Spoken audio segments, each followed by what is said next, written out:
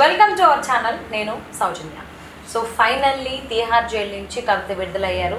So bail మీద రావడం జరిగింది. సో దానికే చాలామంది నిజం గెలిచింది అనేటువంటి వీడియోస్, కేసీఆర్ గారు అన్నటువంటి మాటలు ఏవైతే ఉన్నాయో ఆ వీడియో కట్ తీసుకుని కవితకి అది యాడ్ చేస్తున్నారు. సో కొంతమంది ఏంటంటే బెయిల్ పైన వస్తేనే నిజం గెలిచినట్ట, కేసు ఇంకా కొట్టలేదు కదా అని ఇంకొంతమంది వాదిస్తున్నారు. మరి అంశానికి సంబంధించి వారి అభిప్రాయాన్ని మనతో పంచుకోవడానికి ఈరోజు మనతో పాటు ఉన్నారు సోషల్ యాక్టివిస్ట్ విజ్ఞాన్ దాస్ ఉన్నారు. వారితో మాట్లాడదాం. నమస్తే అండి. నమస్తే.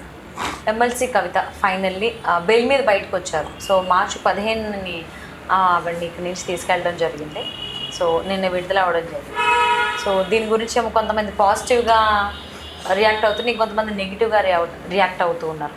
సో మీరేమంటారు?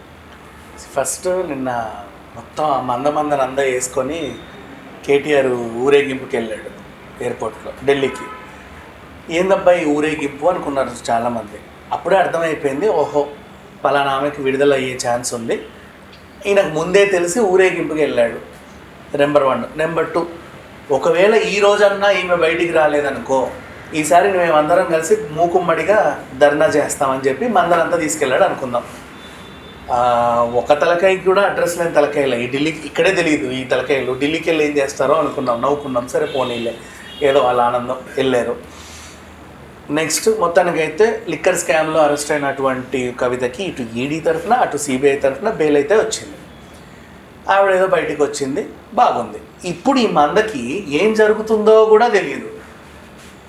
ఈ మంద గురించే మాట్లాడదాం. ఈ మంద ఎలక్షన్ల టైంలో కవిత మొహం తీసేసింది వీళ్ళందరూ పోస్టర్లలో. అవునా, అమ్మాయి ఉంటే ఎక్కడ మనకు గెలవమో అని చెప్పేసి. మళ్ళీ ఇదే మంద కవిత లోపల ఉన్నా సరే కేటీఆర్ బర్త్డే సెలబ్రేషన్స్ గ్రాండ్గా చేసింది. అవునా, మళ్ళీ ఇదే మంద. అంటే వీళ్ళకి జస్ట్ వీళ్ళ భజన చేసుకుంటూ బతికేస్తున్నారు. ఈయనేమో వాళ్ళని చూసి మురుస్తున్నాడు. ఈయన ఎందుకు ఆ మందని తీసుకెళ్ళాడు అంటే, ఎందుకు కేసీఆర్ ఇప్పటివరకు ఢిల్లీకి వెళ్ళలేదు? ఎందుకు వెళ్ళలేదు? ఎయిర్పోర్ట్కి వస్తే అరెస్ట్ చేస్తారన్న భయంతో పోలా ఇప్పటిదాకా. కేసీఆర్ అందుకే కూతురు చూడడానికి వెళ్ళా. సో ఎక్కడికి వెళ్ళినా మొత్తం మందనంతా వేసుకొని అదొక డ్రామాలే. ఆయనకు నిజంగా బాగాలేకపోయినా నమ్మే పరిస్థితి లేదు, ఎందుకంటే ఇంతకుముందు చేసిన డ్రామాలన్నీ పక్కన పెడితే. అండ్ నెక్స్ట్ ఇప్పుడు కేటీఆర్ ఒంటరిగా వెళ్తే ఆమెను బయటికి తీసి ఈయన ఎక్కడ లోపల వేస్తారో అని చెప్పి భయం వేసి మొత్తం మందనంతా తీసుకొని వెళ్ళాడు గొడవలు చేసుకోవడానికి. సరే ఏదో రకంగా ఆవిడైతే బయటికి వచ్చింది, సంతోషం. వీళ్ళందరూ ఇప్పుడు ఏమంటున్నారంటే నిజం గెలిచింది. ఎక్కడరా గెలిచింది నిజం? సన్నాసులకు అర్థమవుతుందా అసలు నిజం గెలవడం అంటే? కేసు ఇట్లా కొట్టేసి కవితకి లిక్కర్కి సంబంధమే లేదు అని డిక్లేర్ చేస్తే నిజం గెలిచినట్టు. నీకు ఇచ్చింది బెయిల్, ఆ బెయిల్ కూడా షరతులతో కూడినటువంటి బెయిల్. ఇంకా చెప్పాలంటే వారానికోసారి వెళ్ళి కనబడి రావాలి, నేను ఉన్నాను ఎక్కడికి వెళ్ళలేదు అని. ఓకే, వీక్లీ వన్స్ వెళ్ళి పోయి రావాలి. దాని బదులు అక్కడే ఉండొచ్చు కదా, ఇంకెందుకు ఈ ట్రిప్పులన్నీ? సరే పోనీలే, ఆమె సంతోషం ఆమెది. 4 రోజులన్నా ఇంట్లో ఉంటుంది కదా, అదొక రకం. ఏదేమైనప్పటికీ అంటే ఎందుకు 4 రోజులన్నా అన్నానంటే, కరెక్ట్ జడ్జి గారు పిలుస్తారా టైంకి నువ్వు ఫ్లైట్ దిగి డైరెక్ట్గా అటెండ్ అయ్యావు కదా, లేదా పోలీసు సంతకానికి కానీ ఓ రోజు ముందు పోతావు, సంతకాలు నెక్స్ట్ డే పెట్టుకుంటావు, తర్వాత ఆ రోజు సాయంత్రం బయలుదేరి వస్తావు. 2 రోజులు అయితే నీకు పడుద్ది. మనకి ఎక్కడికైనా ఫ్లైట్ గంటే కానీ ఎందుకో ఢిల్లీకి మాత్రం 2 గంటలు. అదేందో నాకు ఇప్పటికీ అర్థం కాదు. అది కూడా 1 గంటలో పెట్టవచ్చు కదా అనిపిస్తుంది అప్పుడప్పుడు.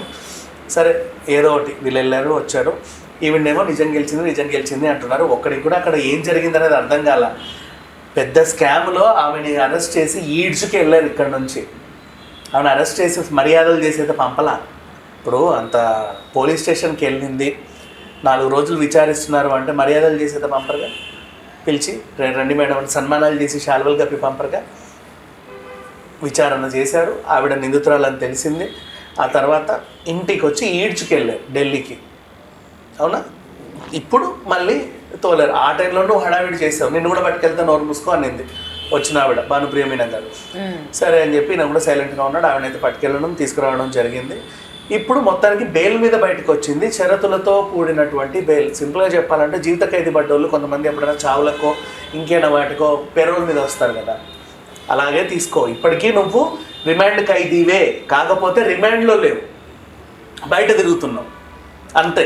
ఎప్పుడు రా అని పిలిచినా రావాలి. ఏదైనా కీలకమైన సాక్ష్యము దొరికింది అంటే నిన్ను మళ్ళీ తీసుకెళ్ళి లోపలేస్తారు. ఇంతే. దానికి నువ్వు అనవసరంగా సంబరాలు చేసుకోవాల్సిన అవసరం అయితే లేదు. ఈ స్కామ్లో ఈ కేసు ఇంకా ఇది నడుస్తానే ఉంది, ఇప్పటిలో ఊరట చెందల. రెండోది, ఇంకో స్కామ్లో ఇరుక్కున్నావు అంటే మళ్ళీ తీసుకెళ్ళి మళ్ళీ లోపలికి ఇంకా ఈ బెయిల్ కూడా ఉండదు. అదే చెప్తున్నా. అంటే ఈమె చేసింది ఇప్పుడు మనకు బయటికి వచ్చింది ఏంటి, ఓన్లీ ఢిల్లీ లిక్కర్ స్కామే. పాపం ఎవడో సామాన్యుడు సీఎం అయ్యాడు కదా, ఏమీ తెలియదులే పాపం అని చెప్పేసి అవినీతిపరుడు కాదు ఆయన. అలాగే కదా ఆమ్ ఆద్మీ వచ్చింది, ఆయన ఏదో చేసావు, నువ్వు చేసిన చేతబడికి ఆయన ఏదో మరి కకృతిపడి 100 కోట్లకి సొంగగా ఇచ్చాడు. కథం వెంటనే ఇరుక్కున్నాడు. అలవాటు లేని పని కదా పాపం, తొందరగా ఇరుక్కున్నాడు. నీకంటే తెలివితేటలు ఉన్నాయి. పక్కన ఆంధ్ర రాష్ట్రంలో జగన్తో చేసినటువంటి లిక్కర్ స్కామ్ ఇంకా బయటికి రాలా, ఇప్పుడిప్పుడే తవ్వుతున్నారు. ఇది కూడా బయటకు వస్తే రేపు మళ్ళీ లోపలికి వెళ్తాం. నువ్వు అనవసరంగా బయటికి లోపలికి నీ జీవితాంతం ఇంకంతే. కవిత జీవితం jail bail, jail bail, jail bail, jail bail. మరి ఇప్పుడున్నది కూడా కండిషనల్ బెయిల్ కాబట్టి సో ఎనీ టైం వాళ్ళు వచ్చి ఆ బెయిల్ని క్యాన్సిల్ చేసేటువంటి అవకాశం ఉంది. ఇంతకు ముందు కూడా చాలా సార్లు అంటే కవిత తరపు న్యాయవాదులు ఎవరైతే ఉన్నారో వాళ్ళందరూ చాలా ట్రై చేశారు.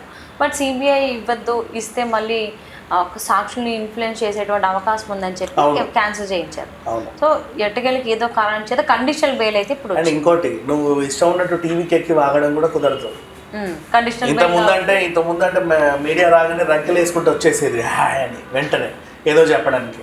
ఇప్పుడు అవన్నీ మా పప్పులన్నీ ఉడకవు. ఏదో బెయిల్ ఇచ్చారు, సైలెంట్గా కూడా నీ నిజాయితీ నువ్వు నిరూపించుకోవాలి అనుకొని ఏదో వాగి జనాలు నేనేదో చేశాను ఇట్లా ఫోన్లు చూపించుకున్నట్టు చేస్తానంటే కుదరదు.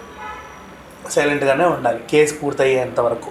ప్రెస్ మీట్లు పెట్టేసి కేసు గురించి, జైల్లో నువ్వు పడ్డ ఆ అద్భుతమైన జీవితం గురించి ఎవరికి అవసరం లేదు. పైగా జైలుకి వెళ్ళి వస్తే మహానాయకులు అవుతారు అంటున్నారు, కానీ చాలామంది ఎగిరెగిరి పడుతున్నారు. అట్లేం లేదు. ఈమె ఖైదీగా లోపలికి వెళ్ళింది, ఖైదీగానే బయటకు వచ్చింది. అలానే జైల్లో ఉన్న వాళ్ళందరూ బయటకు వచ్చి ఇప్పుడు రాజకీయ నాయకులు ఏమి అవ్వట్లా. అలానే జైల్లో ఉన్న వాళ్ళందరూ బయటకు వచ్చినంత మాత్రాన వాళ్ళ నిజం గెలిచింది ఎవడు అనవట్లా. ఇది ఓవరాల్గా జస్ట్ బెయిల్ వచ్చింది, కండిషనల్ బెయిల్. ఇక్కడ ఉండే బదులు ఇంట్లో ఉండమ్మా అని చెప్పారు. అప్పుడప్పుడు కనబడుతూ వెళ్ళాలి. నువ్వు ఎప్పుడైనా సరే కనబడకుండా 2-3 సార్లు డుమ్మా కొట్టావనుకో, కేజ్రీవాల్ లాగా తీసుకొచ్చి లోపలేసారు. కేజ్రీవాల్ని అంతే 10 సార్లు వెళ్ళి తలుపు కొట్టారు, ఆయన తీయలేదు, ఇంటి నుంచి వచ్చి తీసుకొచ్చి లోపలేసారు. అంతే. ఆయనది కేసు లేదు, ఏం లేదు. సమన్స్ జారీ చేస్తే పట్టించుకోవాలి. ఇవన్నీ వచ్చింది కనీసం. సో ఈమె కూడా అంతే. నువ్వు 1-2 సార్లు కనబడలేదు అనుకో, నేను రావట్లేదు, నాకు మళ్ళీ మీ నాన్నలాగా నాకు కాలువ బెనికింది, చెయ్యి బెనికింది, తలనొప్పి, ముక్కు తిప్పడా ఇట్లాంటివన్నీ చెప్పావంటే కుదరదు. మళ్ళీ తీసుకెళ్ళి లోపలేస్తాను.